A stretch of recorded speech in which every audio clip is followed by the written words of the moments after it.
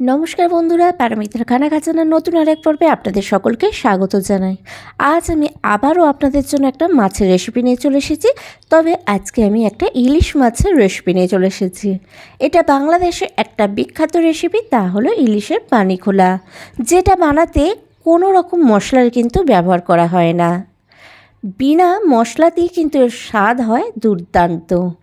ভাতের সাথে ইলিশ মাছের এই রেসিপিটা থাকলে কিন্তু আর কিছুই লাগবে না, এইটুকু বলতে পারি।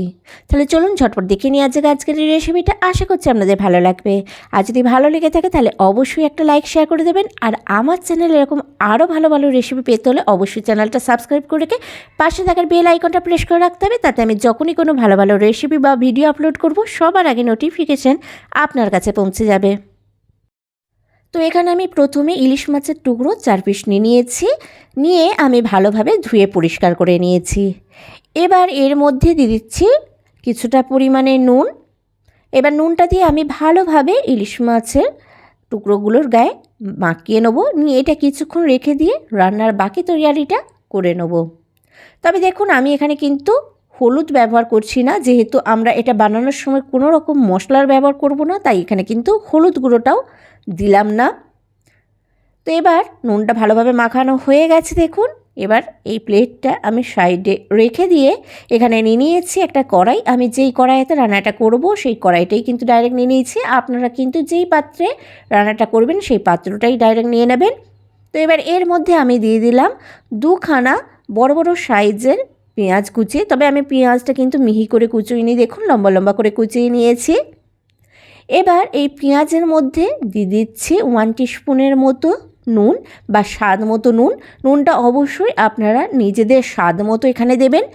নুনটা দিয়ে আমি পেঁয়াজের সাথে ভালোভাবে একটু চটকে চটকে মেখে নিচ্ছি, যাতে পেঁয়াজটা একটু নরম হয়ে যায়। তো বেশ কিছুক্ষণ মাখার পর দেখুন পেঁয়াজটা কিন্তু বেশ নরম হয়ে গেছে, দেখে বোঝাই যাচ্ছে। এবার এর মধ্যে আমি অ্যাড করে দিচ্ছি 2-3টে কাঁচা লঙ্কা কুচি। কাঁচা লঙ্কাটা অবশ্যই কিন্তু নিজেদের স্বাদ মতো অ্যাড করবেন, মানে কতটা ঝাল পছন্দ করছেন সেই হিসাবে কিন্তু কম বেশি করে নিতে পারেন। এবার লঙ্কা কুচিটা দিয়েও কিন্তু পেঁয়াজের সাথে আরও একবার ভালোভাবে আমি মেখে নিলাম। তো দেখুন এখানে পেঁয়াজ আর লঙ্কাটা ভালোভাবে মাখা হয়ে গেছে। এবার এর মধ্যে আমি অ্যাড করে দিচ্ছি 1 টেবিল স্পুনের মতো সর্ষের তেল। তো আমি সর্ষের তেল এখানে কিন্তু যতটা ব্যবহার করছি রান্নাতেও কিন্তু ততটাই ব্যবহার হবে, এর থেকে কিন্তু এক্সট্রা তেল আমরা আর ব্যবহার করব না। তো সর্ষের তেলটা দিয়ে আমি ভালোভাবে মেখে নিয়েছি, দিয়ে এবার এখানে অ্যাড করে দিচ্ছি জল।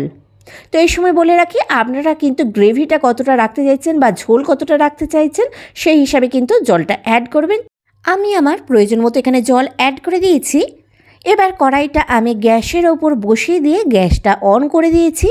দিয়ে আমি এই ঝোলটার মধ্যে একটা ফুট আসা পর্যন্ত অপেক্ষা করব।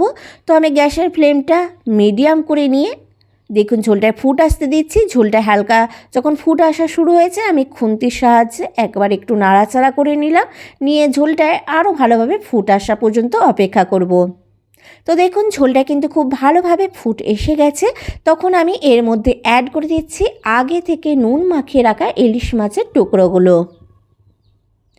তো ইলিশ মাছটা ভালোভাবে দিয়ে আমি একটু নাড়াচাড়া করে দিচ্ছি, তবে খুব একটা কিন্তু বেশি নাড়াচাড়া করা যাবে না, কেননা ইলিশ মাছ নরম হয়ে থাকে তো সহজেই ভেঙে যেতে পারে।